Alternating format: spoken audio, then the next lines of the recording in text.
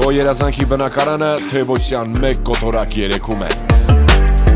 Գնիր այն պատրաստի դորակառույցում, տարաժամկետ վճարման բացառիկ տարբերակով վայելիր աշնանը։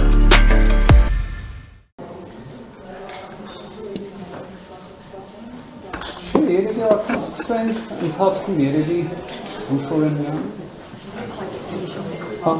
Դուրն են պարկին երևի արդեն ավետներ շը։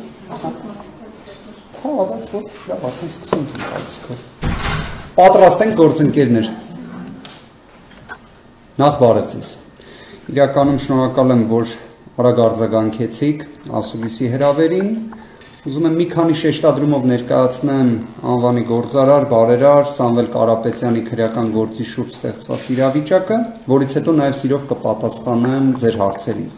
Իրականում 2025 թվականի հունիսի 17-ին, վստահ եմ բոլորը հիշում են, հրապարակվեց 1 րոպե 30 վայրկյան տևողությամբ տեսանյութ հարցազրույց լրատվականներից մեկին, կարելի ասել այնպես, ինչպես հիմա մենք ենք ունենում հնարավորություն միմյանց հետ հաղորդակցվելու։ Նշված հարցազրույցում 30 վայրկյան բովանդակությամբ Սամվել Կարապետյանի կողմից որպես իր մտահոգություն եւ ես կարծում եմ նաեւ օբյեկտիվ մտահոգություն բարձրաձայնվեց եկեղեցու շուրջ ստեղծված իրավիճակը եւ դրա վերաբերյալ իր պատրաստակամությունը նաեւ եկեղեցուն պաշտպանելու։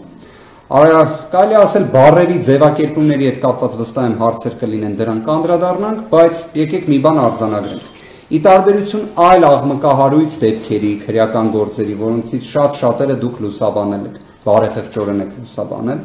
այս գործը մի առանձնահատկություն ունի։ Այստեղ ընդհանրապես քրեական գործ չկա։ Քանի որ այստեղ մեղսագրվում է արարք, որը ենթադրում է հստակ իշխանության զավթման կոչ, մինչդեռ տվյալ դեպքում ընդհանրապես առկա չէ որևէ կոչ։ Այսինքն քրեական գործ կոչին վերաբերող կոչի բացակայության պայմաններում։ Սա իրավական աբսուրդ է։ Բայց իհարկե աբսուրդը ունի ակունք, որտեղից ձևավորվեց այս իրավական աբսուրդը։ Կարծում եմ կրկին բոլորս շատ լավ հիշում ենք, թե ինչ սկսեց կատարվել 2025 թվականի հունիսի 17-ին։ Մենք տեսանք ինչպես գործադիր իշխանության ղեկավարը Facebook սոցիալական ցանցի միջոցով ներկայացրեց այնպիսի խոստումներ, որոնք այդ թվում ուղղված էին Սամվել Կարապետյանի նկատմամբ հաշվեհարդար տեսնելուն, որը աննախադեպ էր, որը եվրոպական որևէ մի երկրում չենք տեսել։ Մենք գիտենք, որ եվրոպական երկրներում էլ սոցիալական ցանցերը բարձրագույն պաշտոն զբաղեցնող անձանց կողմից իրացվում է, բայց որ այնտեղ հնչի խոստում քրեական հետապնդման, հաշվեհարդարի, դա իսկապես աննախադեպ էր։ Եվ դրանով իդեպ այդ կետից սկսած արդեն մենք ունենք քաղաքական հետապնդման ուղիղ փաստական տվյալ։ Այսինքն Սամվել Կարապետյանի նկատմամբ 2025 թվականի հունիսի 17-ից փաստացի սկիզբ առած այս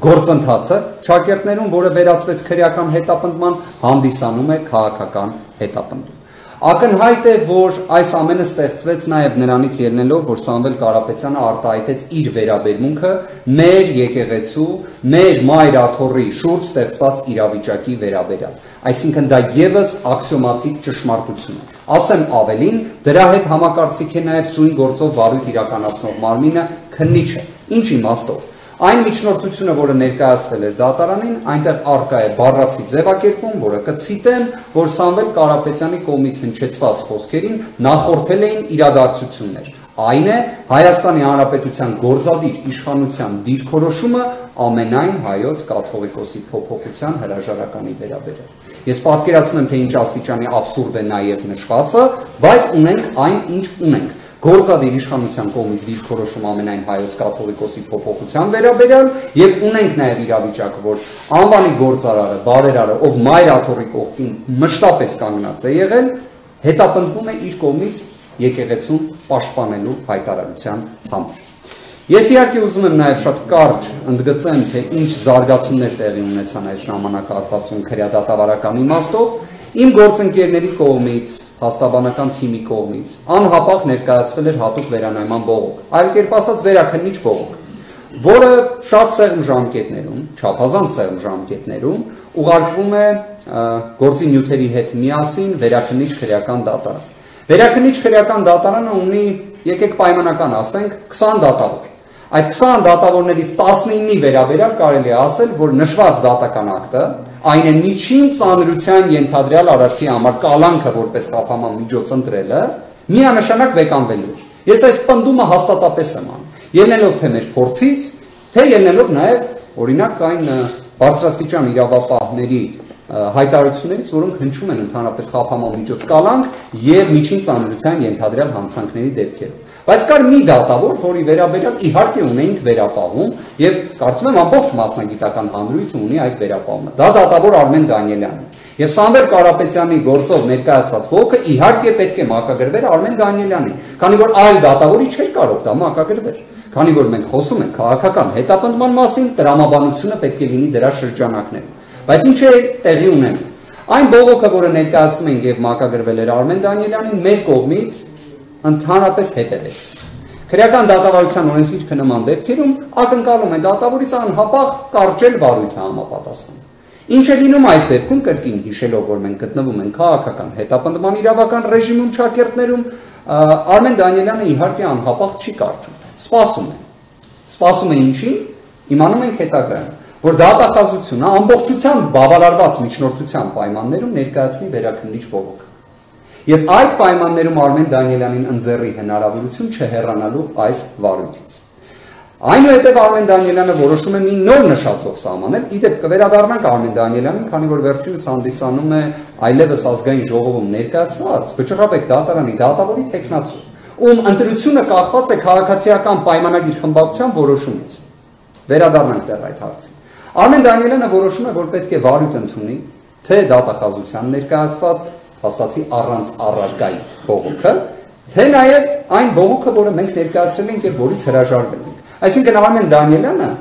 կարողացավ նույնիսկ հաստատի հրաժարված բողոքը ընդունել վարույթ եւ միատել դատական ակտի հրապարակման օր նշանակել հուլիսի 4-ը։ Այս իրադարձություններին հաջորդեցին իհարկե մեր կողմից նաև բացարկի միջնորդություններ ուղղված դատավորին եւ կարող եմ ձեզ ասել, որ բացարկի միջնորդության մեջ օգտագործվել էին բոլոր այն աղմկահարույց գործերը, որոնցում Արմեն Դանիելյանի ճակերտավոր արդարադատությունը տեսել էինք բոլորս, եւ իհարկե նաև գործընկերոջս կողմից, պարոն Արշակ Վարդանյանի կողմից նաև ներկայացվել էր շատ հետաքրքիր միջնորդություն կառուցված այն տրամաբանությամբ, որ ի վերջո Արմեն Դանիելյանը կախվածություն ունի իր այսպես ասած կարիերայի աճի մեջ քաղաքացիական պայմանագիր խմբակցությունից, այն նույն քաղաքացիական պայմանագիր խմբակցությունից, որը գրեթե ամեն օր խոսում է Սամվել Կարապետյանի մասին։ Հիմա այդ պայմաններում ոնց ինքը կարող է անաչառ դիտորդի աչքերում ընկալվել անաչառ, ընկալվել անկախ։ Չի կարող, չէ՞։ Բայց ինչ կաներ Արմեն Դանիելյան, այսինքն բոլորս ենք պատկերացնում։ Իհարկե պետք է մերժեր բացարկի միջնորդությունը, քանի որ ի սկզբանե վերջինիս այս գործը քննելը ծայրահեղ անհրաժեշտություն էր։ Հետևաբար սա էլ իրավիճակն է, կարելի ասել վերաքննիչ բողոքի իրադարձությունների վերաբերյալ։ Ես կարող եմ նաև ուղղակի առիթից օգտվելով, քանի որ մենք գտնվում ենք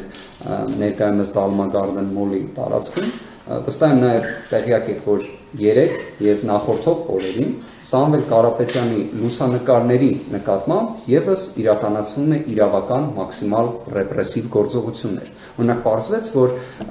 այնպիսին է իրավիճակը, որ ոչ միայն Սամվել Կարապետյանը պետք է ապօրինի կալանավորված լինի, այլ նույնիսկ իր լուսանկարները եւս բերման են ենթարկվում եւ այնուհետեւ կալանավորվում են, որտեղ բառացիորեն եմ ձեզ ասում, լուսանկարները օրինակ այս շենքի վրա փակցված, ոչ միայն եկել էին մի խումբ ոստիկանների, քաղաքապետարանի աշխատակիցների հետ, կարծես ամենակարևոր հարցն էր, ոչ միայն այսպես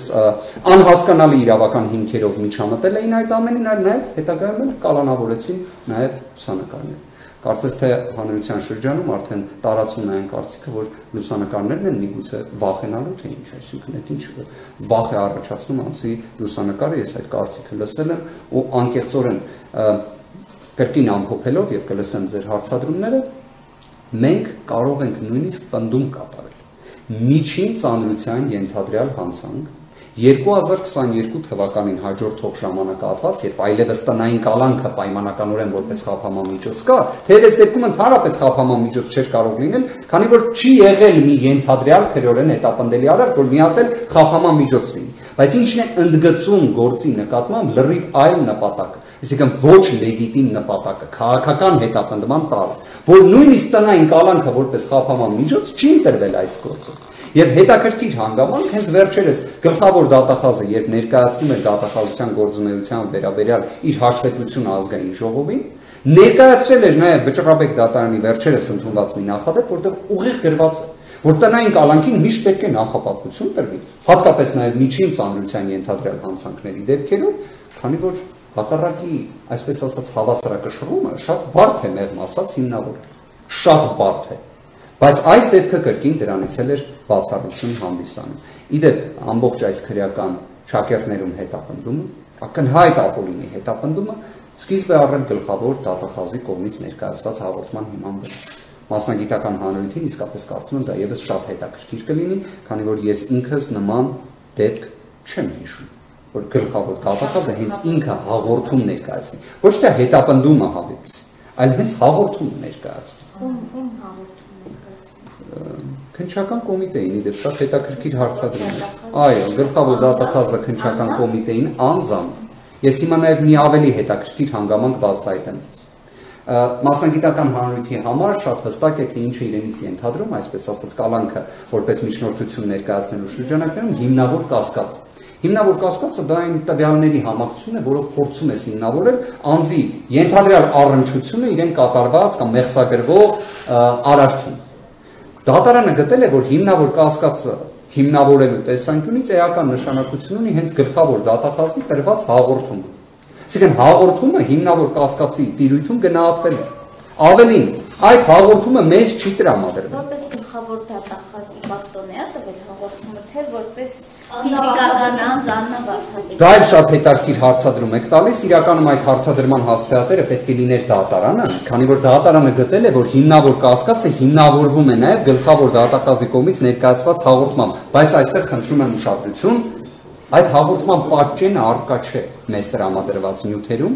եւ դատարանին տրամադրված նյութերում։ Այն պարզապես տեղ է գտել քննիչի միջնորդության մեջ։ Հիմա ես հասկանում եմ միգուցե այս գործով այդպիսի մեծ ցանկություն կար քննիչի ամեն ասածին հավատալու, բայց դա ոնց է լինում դժվարն եմ ասել։ Այժմ եկեք հարցը։